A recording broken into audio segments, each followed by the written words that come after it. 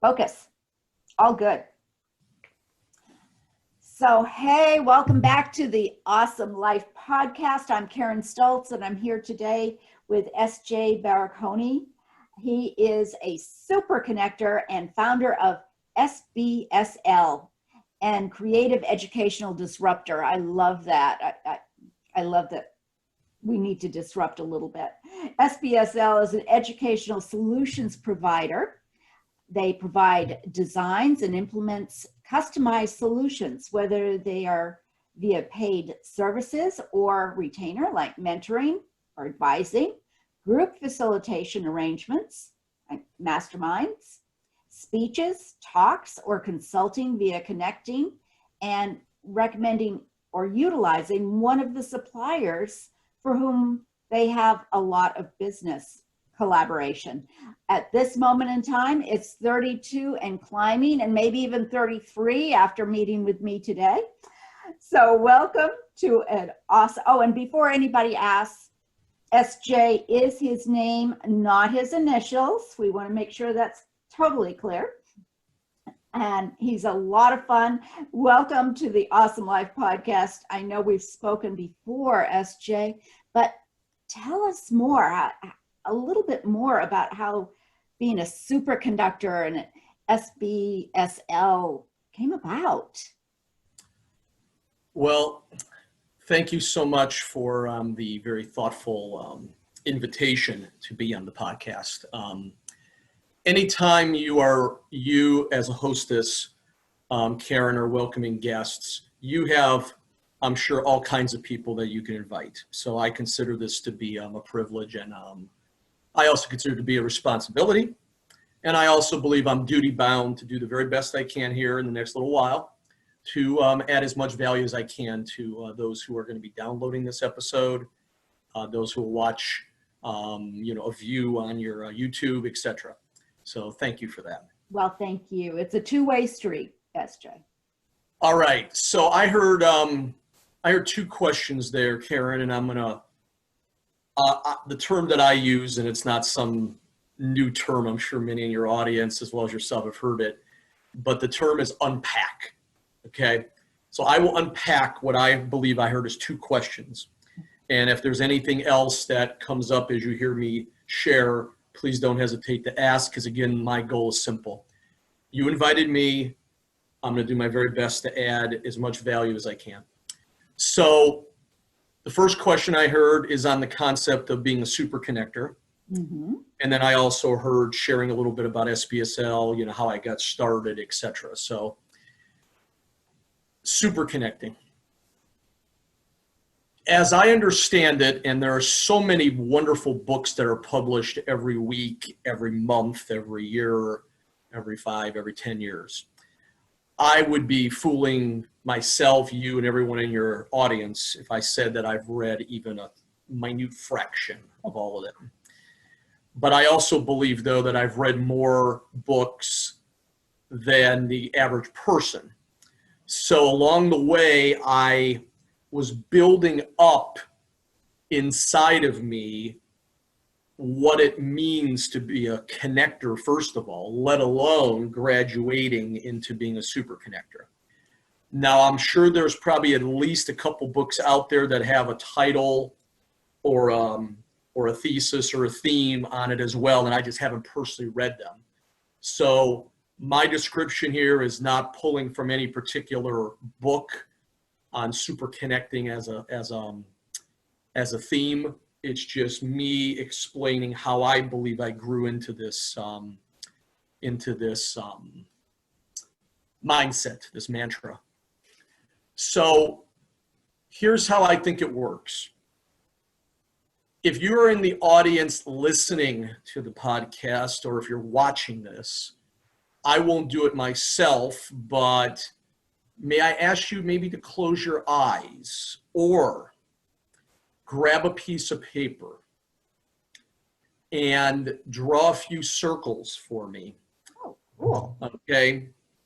I believe that the circles, or if you want to use another term, a gate, okay, anyone in a business profession whether you are a solopreneur, whether you're a side gigger hustler, whether you're a sales professional, business development, maybe you even employ others. You can go through these gates or go from circle to circle, or maybe I'll even use the term a lily pad. You can hop between them. So here's how it works from my own experience. Most people in business start and they learn how to network. Okay. So they are business or professional networkers. That is a very important people, life, soft, interpersonal skill. Okay. And you are always wanting to be a Sherpa or a guide, a mentor, a shining light to the people who are jumping onto that lily pad or in that circle when they start, which is where I started, because almost 9 years ago, SBSL was born, and it was 7.5 years ago when I went to my very first professional event in early 2013. Oh, wow. And I started as a professional / business networker. And then it took a while, but then a gate or another lily pad or a circle presented itself as I learned more and more. And that was the connector. The connector is now someone whose network is sufficiently broad, as in width, but more importantly, deep. So you have a knowledge of people in your network that goes far beyond, or at least somewhat beyond, what exactly they're doing in their business. So that what question. You have gone past that and you now can connect because you know things about that person by having met them multiple times at an event, or you've sat down one-on-one with them. Maybe even they are now a client or customer, or they've referred you out to someone. So as a connector now, you can connect these individual business professionals to other business professionals that they probably either do not know at all, or maybe they connected with them digitally, but really haven't built a connection yet. So they're a number on a LinkedIn. They're a number on Facebook. They're another follower on Twitter. They're another follower on Instagram. They're another subscriber on your YouTube. Right. But you still don't really know them. So the connector can bridge that gap and enable the forming of another relationship that is meant to be win-win. Now you get to the second gate or lily pad, total of 3 now, or again, a circle if you drew circles like I suggested you might want to. And again, this is an optional one. All of these are optional steps. You can stay in the business networker your entire time if you wish, and I will not look down on you. I will not treat you any differently because that's a personal choice you've made. But in my case, I went to that last one, which is the super connecting. And what that now means, in SJ's own vernacular and my own way of describing it, is you now have multiple connections that you can now make for an individual because you know even more people. So let's use a quick example, Karen. So let's say you come to me and you say, SJ, one of my best connections for my network is a female entrepreneur who's just getting started. She's in the holistic wellness space, and she lives in Ohio. Okay? Because you've given me enough parameters as a super connector now, chances are I can probably come up with 2, 3, 4, maybe even 8 or 10 different names for you. And then my commitment as a super connector is to do the best I can to bring you together. Professionally, I tend to rely, Karen, on LinkedIn or email as the two most professional ways to connect. But at the same time, when you understand super connecting at a deep level, you want to meet people where they are and you want to play on their communication field. So if you know that the people are really tip-top quality connectors and they respond on Instagram or Facebook, do it. Okay? Sure. Tag them on each other's posts or on each other's status or whatever. Send each of them a link to the business pages. Or if you know that they both text up a storm, give them each other their phone numbers, or something like that. Just make it happen and make sure that you're giving the other person, in this case, this would be you, using this example, Karen. I can probably, if you had asked that as a real request of me, I probably could easily come up with 12, 15 names on that one alone, because I graduated into being a super connector a number of years ago. Well, So I must tell our audience that is exactly what you have done for me. It isn't just a possibility. You actually have done that for me out of just really amazing people that I've met, thanks to you being that super connector. Immediately, without me even considering that there might be that possibility, I was just curious, and you were gracious enough to share some of that information. So, which, if you are in business, you want to follow up on that. And it's wonderful. Thank you. No, it's my pleasure. And that's another thing, by the way, is as part of being a connector and a super connector, there's a couple other things I'll briefly mention before we move on to the other question. And again, no set order. These are things that just organically tend to occur. Is you tend to be an active listener when you're meeting with people. Mm-hmm. And because you've gotten really good at that, and because you have an empathy and you have an understanding, a specific intent, you are able to discern things. These are all very important life people soft skills, by the way. Mm. You can literally come up with things that they may not even have thought to ask, or maybe it was 2 or 3 levels back in their mind, and then you offer it to them. That is a great distinguisher for a super connector, and I think connectors would also fit into that mold as well. Because the main difference, if I was to boil down to one simple thing for your audience being a connector and a super connector, to keep it simple, simple Simon, is you just have a much larger, deeper network, width and depth, meaning you can now do multiple connections for a given person, a given ask, a given request. That's, if I had to boil down to one simple difference. Now I can certainly come up with a few others, but just again for your audience, so we don't needlessly complicate a simple concept. So that is a part of it, is the active listening, the discernment, the wisdom, the specific intent, is to be a servant leader. So you are leading not necessarily with a title, but you're leading someone who probably needs leadership in their life because they don't know as many people probably. Exactly. And isn't that what networking really is supposed to be about? It isn't handing out business cards. It isn't about doing, creating business for yourself. You really build your business when you connect the right people with the right business. That's right. Now, see, over the years, I have come to believe, and this may turn into another answer to a question here, or you can sort of call this for your audience and yourself, Karen, sort of like an adjunct or a part B to what I've already answered, is over the years, because of the development of how our culture and society are, I tend to believe now that if you are a business networker, which is that first circle, that pad, if you will, that we spoke of earlier, I believe that corresponds to being in networking. So you're networking.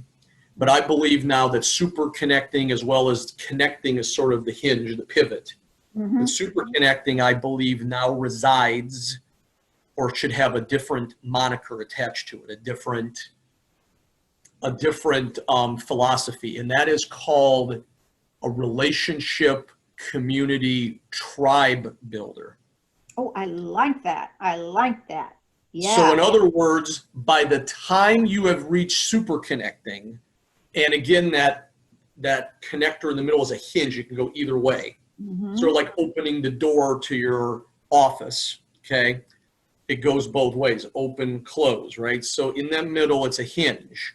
But relationship building, community building, tribe building, these are, again, not new concepts, but there are people out there who mentor like I do, or coach like you do, or advise people, etc., different other types of professional services, Karen. And I think the common bond is that you are attempting to teach old things to new people. These are not new concepts. Maybe they're gussy, dressed up a little different for a 21st century, 2020s world. However, when you get back to it, it's not something that's never been done before. Because I'll give you just one brief thing, because I am a historian. So Sir Edmund Burke, 3-4 centuries ago, talked about how he believed that one of the most powerful things that you can do in a society is to form what he called little platoons. I would compare that in the modern vernacular, the modern lingo, to building a tribe of people that not only follow or like or are your friends or your connections on any of the social media, but also are there for you for multiple purposes. So they are your tribe, which again, in my view, is the modern day version of a little platoon. So example, nothing new here. It's just we are teaching things outside the bonds of a conventional classroom because regrettably, and this is not pouring cold water or getting all cynical or skeptical on anyone, because that's not my way of being. But you have to state the facts as they are. And the facts are is a lot of these things are not taught in conventional classrooms of any kind. Right. So it's not a private public thing. It's not a secular faith-based thing. It's not based on the geography, urban, rural, suburban. It's not based on the nation state, the country. It's just this stuff just simply isn't taught in the credentialized environment most of the time. So you are doing it without the expectation of a credential, and it's being done for the benefit of lifelong learning. And that's what I refer to again as community tribe relationship building, which is more akin to super connecting. And then the connectors in the middle on the hinge. And then I believe business networkers are networking. And again, nothing wrong with any of these. It's just, where do you believe you are? Where do you want to go? Exactly. Is that how the SBSL began? Because really, when I think about it, that's what you do. You're mentoring, you're sharing, you're educating. And like you say, there is nothing new in this world, but I love the way you put it, something old to new people. Because there's nothing new. It's all how you put it together. And it sounds like you have really done that with the SBSL. Yes, there is some commonality, some parallels, some weak and strong ties, to use another term that some of your audience may be familiar with. There's a concept called weak ties, there's a concept called strong ties when it comes to relationships. And yes, so here I was. This, for your audience and as well for you as the hostess, Karen, will be a brief walkthrough of SBSL because, like any person who has a business that is more than a business to him or her, I can talk about this for hours. And so I'm going to distill it down by necessity so people who are listening to this get some of the key pieces, understand that there's always more to be learned. So let me walk through briefly. So here I was roughly 10 years ago, not quite, a little longer than 10 years, so a decade already. So we had started the new decade of the 2010s, and I had reached what I felt what was the metaphorical end of my rope in a corporate setting. And what I call this now is the C pathway, C as in corporate. A third party is paying your wage, your salary, your bonus, your commission, or a combination of. And understanding that my own father for 20 years, some of it was part-time is the term he used to call it back in his day. These days we call it a side gig or a hustle in the modern parlance. So my father was in business, but I was not. And it turns out that that actually ended up being my ultimate destiny, was to be the second generation, but not in my father's business because he had already sold it when I was in high school. So I didn't have that opportunity. But was to be him in a completely different business model. So in 2010 was when it really started to crystallize for me that it was time to move on. And again, because of time, I won't get into all the mechanics. I'll just say that it happened. But it took 18 months though. So I blogged on this a few years ago that I went through 3 phases of transition.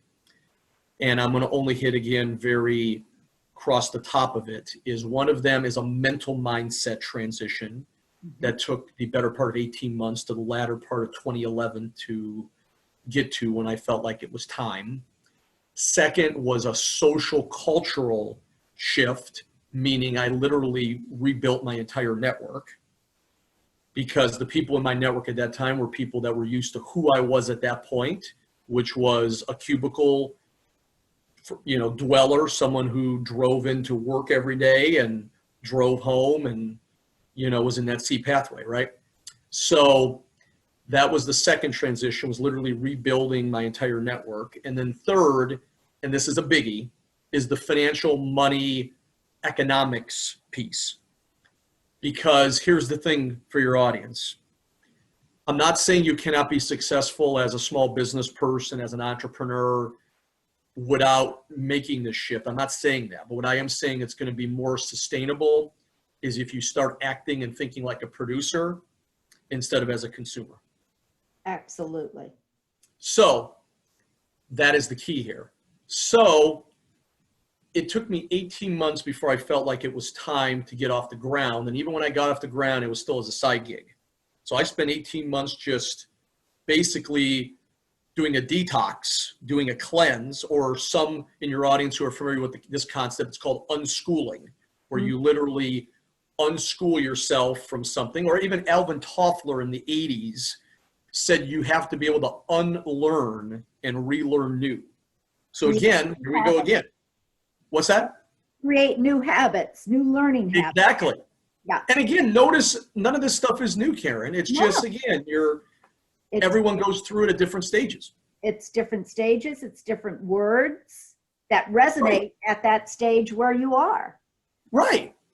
It's we're not creating the next Taj Mahal here. We're just buffing up the existing one. We're putting a shine back on the marble, things like that, right? So with that said, late 11, SBSL is born as a side gig, and it took me the better part of 3 years and some change before I felt like my next phase, if you will, was ready to kick in, my next hop, and that was saying, okay, I'm ready to go and do this on my own. So it was very late in 14 that I said, okay, time to do this. So I went ahead and wrote what I call my retirement letter to corporate America, to the C pathway.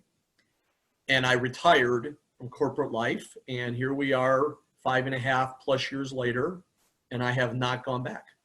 Fantastic. Now tell me again, what does CBSL actually stand for again? Oh, okay, the business thing.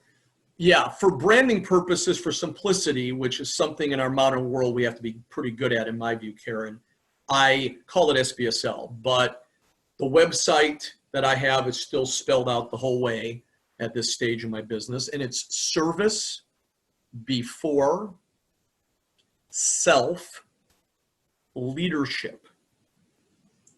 Wonderful. And why did I even pick that? I picked it because the service before self, or the SBS, is how I believe that business should be in its more natural state without being corrupted by elements of our society or culture that are not positive, not upbeat, not edifying. Mm-hmm. So in other words, service before self, or one of my 4 core missions of the business, is serve first always. I love it. Service before self, serve first always. Yep. Now then, the leadership word came from the fact that when I first started SBSL in late 11, Karen, it was originally started, and this was on the suggestion of my first mentor, Mm-hmm. to start it as a hybrid between a leadership development enterprise and a family life coaching business. So he felt like putting those 2 things together would match with what he felt like were my strengths, my skills, my natural abilities, etc. So I picked the word leadership to signify that. But now, as the business has evolved through multiple various things over the years, any business is always going to evolve, just like the human experience evolves. You know, I now use the word leadership in the context of thought leadership. Wonderful. So I am, as a creative educational disruptor, notice the word creative. Education, by definition, as an educational solutions provider, and then disrupting is not destroying. It is not disrupting for the sake of disrupting. It's doing it creatively, and it's doing it for the benefit of everyone in a win-win way. So thought leadership is a form of creative disruption, in my view. I like it. Thinking out of the box is used all the time. You're standing out. You're standing That's the goal. Using that word, disruptor, because that's exactly what you're doing, is thinking out of the box. I love it. Exactly. Because thinking out of the box is not a bad concept, Karen. No. But it's been sort of, and I'll use the term, commoditized. Exactly. And when you are in a space like me, and you described for your audience earlier in my brief introduction, so I got these 4 educational solutions as services that now exist all these years later, because keeping in mind, almost 9 years ago is when it started. Almost 6 years ago, I went on my own. And then along the journey, I left leadership development behind. I left coaching behind, right? So all this stuff happened over a period of time. It was an evolution, not a revolution. I learned that if you get commoditized in business, it becomes difficult to stand out in a positive way. Mm. So in other words, if you are listening to this in Karen's audience, whether you're brand new, downloading or viewing, listening, watching, both, or whether you've already been listening for a while, understand this, and this is just my own 2 cents as the guest today. Doesn't mean that if you're commoditized, your business is not going to work. It just means that it's like pushing the stone up the hill. It's harder, because you now have to convince people that, yes, my name is Karen, and I'm not the same as Katie. I'm not the same as Carissa. I'm not the same as, Mary. Meaning that we are in like spaces, but we have our own way of being. We have our own who we are. We have our own personal story. We have our own unique how we got started. We have a different why. We have a different how we do our business. But if you get commoditized, it's pushing the stone up the hill, and it becomes more challenging. So I've been working constantly over these last number of years to not be commoditized, to stand out in a way that I'm below the radar, because I don't want press clippings. I'm not a prima donna. I'm not interested in the mass media doing my story. I'd rather get my story and my value proposition out to podcast hostesses. I'd rather guest blog. I'd rather do speaking engagements. I'd rather do my own video series. I have a whole bunch of videos on my website, etc. So that's how I've chosen to do it. Educational solutions provider, creative educational disruptor, and staying unique enough to avoid commoditization. And that is all part of who you are. I think a lot of people are trying to figure out who they are. And doesn't it come down to their personality? And isn't that, actually, we were talking earlier, and I think you mentioned that you have some sort of assessment that can help. And that's Yes. fantastic. Well, look at it this way. So I have these 4 services as solutions, right? And the one common bond that runs between all of them is actually 2 things. First, lifelong learning. Mm-hmm. I am not anti-credential. I'm not saying that you get a credential of some kind, whether it's a certificate, a diploma, a degree, certification, what, you know. I'm not saying that there is no value in that. What I am saying, though, is if you think you've arrived after that, that's where I'm going to give you the thoughtful wake-up call. You haven't. The thoughtful stick over the side of the head. Exactly. Or some have called it over the years, Karen, a velvet hammer. Oh, okay. Okay. Much nicer. Well put. Yes. So you take the hammer, you take the mallet, you put enough velvet over it so they don't feel like they are going to get a metaphorical Concussion, cut. Right.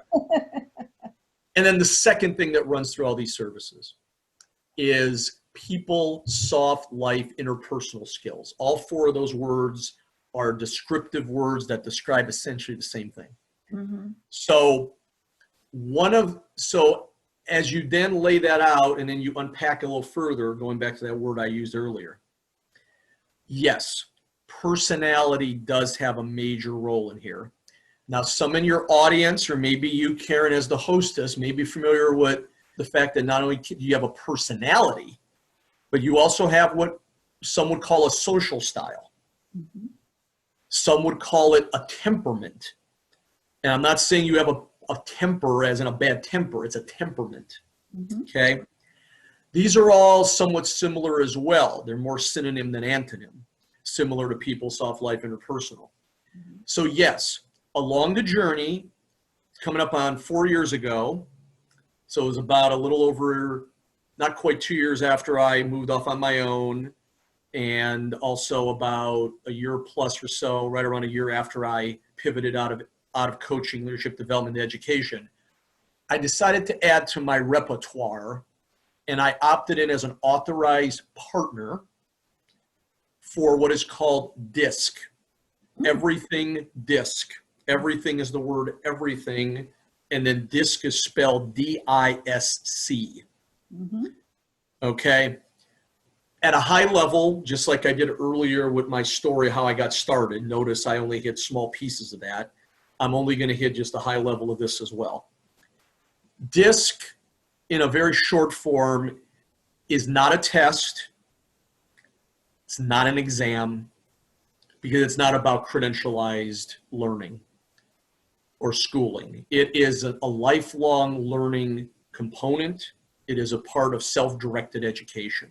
Mm-hmm. And it says that you are assessing your tendencies and preferences to be able to be better and a more valuable part of society, not only through your own professional pursuits and business, but also in your personal interactions with people. Maybe you are active in volunteer roles, whether they're faith-based, whether they're secular. Mm-hmm. Maybe you're dealing with, maybe you're dealing with your own family, extended or otherwise. So I guess that's also personal, but there's basically these spheres, right? Mm-hmm. And as a part of that, being able to understand tendencies and preferences, it's not an exam, it's not a test or anything, is key. Mm-hmm. So personality, social style, temperament, everything DISC. The D stands for a couple different words, but the best word that I like to describe at a high level for people, Karen, is direct. Mm-hmm. These are the kind of people that we all do, who don't necessarily have a filter on when they speak or when they act. They're very direct. Right. Okay. Some people call it being an alpha, male or female. Some call it, in another assessment, a type A is another term you'll hear for that. But a D is direct. Okay. An I is an influencer, very influential. Mhm. So this shifts you from being task-oriented, because a direct person doesn't always make the most friends, okay? You're now shifting into a people-oriented, okay? But the common bond between both of these is that they both tend to have some common bonds, which is why on disc they sit next to each other on the disc wheel or circle, if you will, Mhm. okay? The S stands for steadiness. This is the rock. This is the person who's really good at harmony, building relationships, tribes, communities. That's why I fit very naturally as a super connector into this, because I am a natural SI personality. Mhm. Okay. I can And see then that. lastly, the C is conscientious, Mhm. very detail oriented, back to being task. So the C is on the bottom. The S, they do have some commonalities between them, steady and such. But then the C also sits next to the D, because you could have someone that's a pure task-oriented person. And I personally, Karen, know people who are CD, DC personalities. Mhm. So there you go. That's what DISC is, and I'm an authorized partner. And it's something that I believe is very important, whether you're a coach, a consultant, a trainer, a mentor like me, a teacher, a tutor.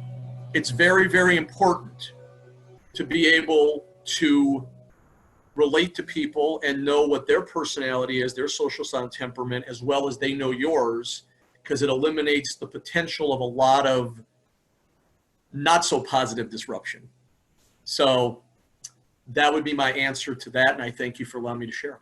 Yeah, absolutely. I learned about the DISC assessment a long time ago, but many people don't know about it. So I am so grateful that you brought it up and that you are partnered with us. So how can people get in touch with you and learn more about you and the DISC assessment if they, because it is powerful. When I started coaching back in 2001, that was utmost. Do the DISC assessment first. Find out who you are.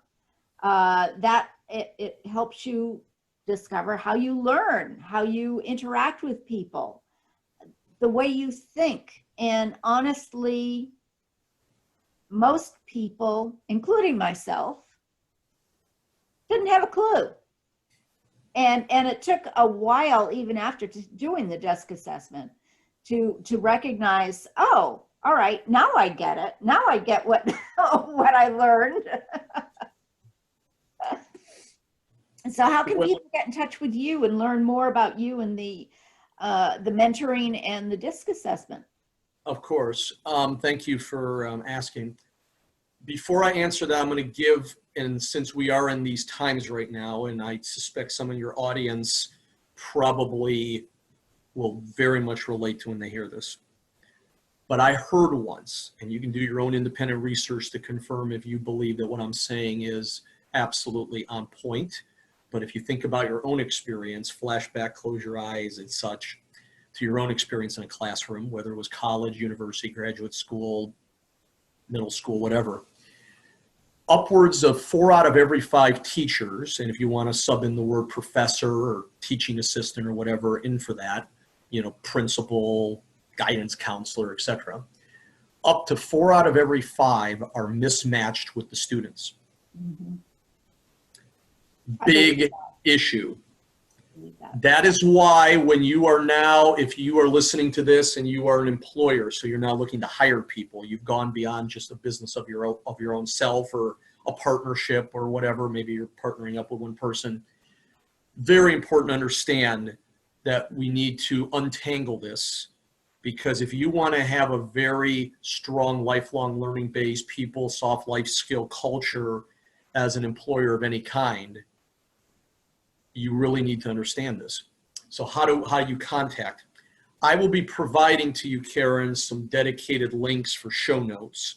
Oh, wonderful. So I'm not going to spell out the entire website, Okay. but I have a dedicated website just for DISC that is a landing page. And if you are interested in that particular option that I offer, I would be more than glad to speak with you. I also will provide my main website, which is, and I will say it, but again, it'll be provided for clickability. It is spelled out the whole way, servicebeforeselfleadership.com. And there's also a separate link that will go to all my videos. So if you're more of a video person and you want to watch things that I've said and watch and listen, you can go there. There's also a separate link that gets you to my social media footprint. There's also another link that gets you to my bio, gets you to more details on all 4 of the services that are solutions. So every little part of the site you can access just like any other website through the main doorway. And I also would encourage, and again, through the social media door, I am very active on LinkedIn. So you can look up S.J. Barakony on LinkedIn. Just if you do reach me that way, all I would ask is mention where you first learned about me, so send me a request, customize a little bit so I know who you are. And I'm also active on Twitter. I have my handle out there. I am active on Facebook. I have a business page as well as a personal profile. So those are some other ways to reach me. And then my email address is sj, the @ at servicebeforeselfleadership.com. So for those who want to use email. So thank you for asking. Those are a multitude of ways to reach me. And it'd be my pleasure to meet more people and see how I can add value to your life. Fantabulous. And when you do contact him, don't forget to mention Awesome Life Podcast. So that is great. So do we have, we're closing up. I think we could go on for hours because I love everything that you do, SJ. You are amazing in so many ways. And maybe we can do it again, but our time is closing. So any last words before we leave today? Yes. As this is being recorded during a pandemic, I'll give you a few words that I've been using to keep myself grounded and centered, because this is very, I'm not going to use some of the same old buzzwords for your audience or for you, Karen, but we've all heard the terms. So I'm going to come up with something a little different, I think. Do what you can, folks, to turn the pandemic lemons into peach raspberry lemonade. Ooh.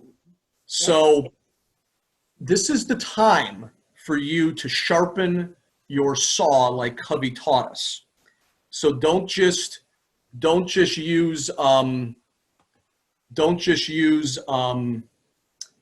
this time to brush up on your Netflix or on your YouTube, series that you're watching or whatever, but use it to sharpen those skills that are PeopleSoft life skill related. Become a lifelong learner. There's never a bad time to start a business, even in the midst of a very bad economy. Mm-hmm. There is always an opportunity to find a niche and find people to serve, especially right now. There's a lot of suffering. There's a lot of doubt, fear, worry, things that are not positive at all. So my advice would be to turn those lemons into lemonade, brush up on those very important life PeopleSoft skills, be a lifelong learner, self-directed education, and just find a way to serve, find a way to solve. That's something I've been doing for all these years, and I don't plan to stop anytime soon. So I hope that's helpful. That is so helpful. And anybody listening, I do strongly encourage you to contact SJ, because he is, I could say, awesome. And what a wonderful mentor you are. We do need more mentors out there.